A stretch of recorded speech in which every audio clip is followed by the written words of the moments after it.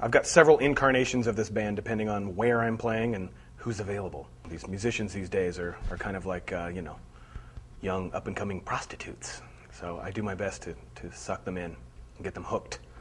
I try and retain a core. Usually the dub trio so far has been a good constant, and then, a couple of other people have been pretty solid, and then the others kind of got a little, everybody's interpretation is different.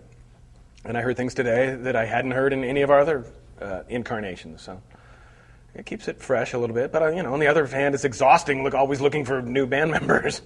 So there's a push and a pull with it all. But it's a big band. It's a pain in the ass, but that's what I love.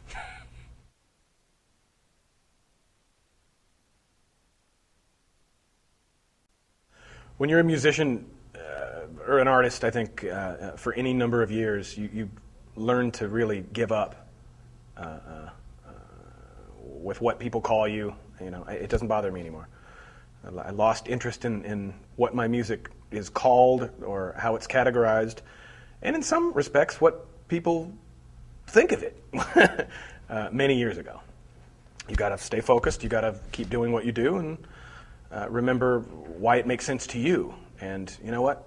It's hard enough putting all the shit together without worrying about what you're going to call it, or how it's going to look, or how you're going to present it. You let the world figure that stuff out. I'm sure someone could come up with something clever to call it. Leave me out of it.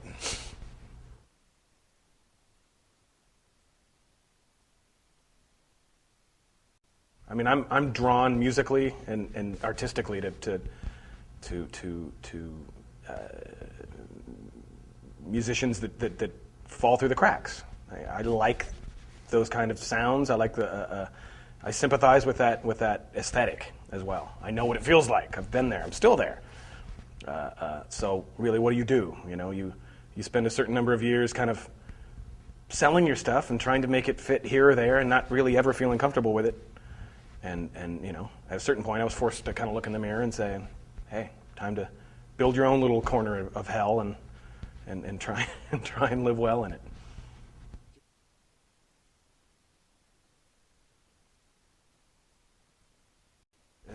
As an artist, you should be able to draw inspiration and from any and everything.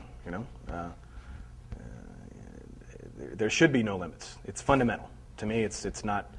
A lot of people listen to the music that I make and think, well, why would you take a jazz riff and do this and maybe an R&B vocal? And hey, that's the way I see the world, and that's how it comes out of me, and that's the way I listen to music. I'll put on a little second of.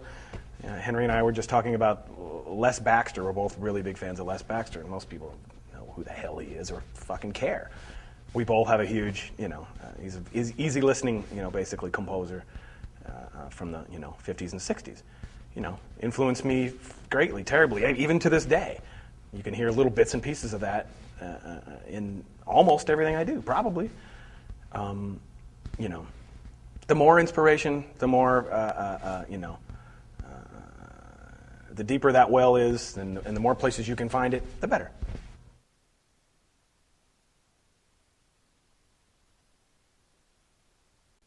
Well, with the Peeping Tom project, basically, again, I find freedom by creating boundaries. I got to put it in my own little box, meaning this Peeping Tom project is, for me, kind of it's a pop record. It's a groove-based, beat-based pop record, something I hadn't really done before. What does that mean? Okay, I'm going to keep the songs in basically about 3-4 minutes long, not too many detours, no gibberish vocals, not too much noise. A lot of things get automatically eliminated from the equation. But there's still a lot you can do within that box, and that's what I tried to do. I tried to involve different guests from different worlds. I got, Bebel Gilberto, a great Brazilian singer. A few rappers are on there, beatboxers. Nora Jones is on there, Massive Attack. A lot of these people come from, different corners of the universe, but still, the trick is to weave them into the fabric of what I'm doing. So, you try and get them on the path. You throw little crumbs out, and they try and follow you for a little while. But you got to make them feel comfortable enough on your path so they can do their own thing.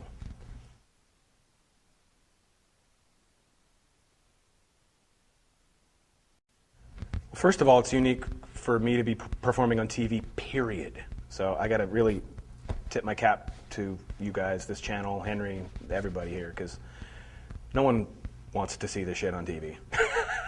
Or at least, the vast majority of people don't. So, or maybe they do, but a lot of producers, programs, or their financiers don't want to take those kind of chances. So, first of all, it's great to be able to perform on TV in a venue that we're not used to. So there's that. And then actually only about halfway through our performance did I realize that it was uncensored, and I kind of had to kick myself in the ass for not taking advantage of that. So fucking son of a bitch cocksucker. Piece of shit.